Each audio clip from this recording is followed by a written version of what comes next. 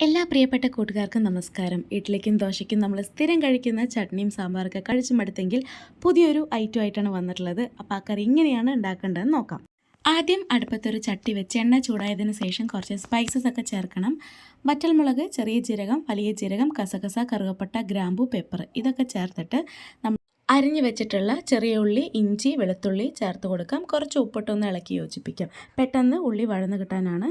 കറിവേപ്പില ചേർത്ത് കൊടുക്കാം. 3 വലിയ സൈസിലുള്ള തക്കാളി അരിഞ്ഞത് ചേർത്ത് കൊടുക്കുന്നുണ്ട്.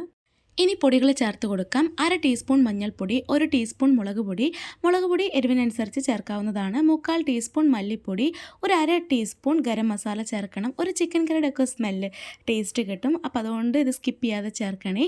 പിന്നെ 2 ടേബിൾ സ്പൂൺ ചിരകിയ തേങ്ങ, കുറച്ച് മല്ലിയിലയും കൂടി ചേർത്തൊന്ന് ഇളക്കി യോജിപ്പിച്ചതിന് ശേഷം മിക്സിയിൽ നന്നായി അടിച്ചെടുക്കണം.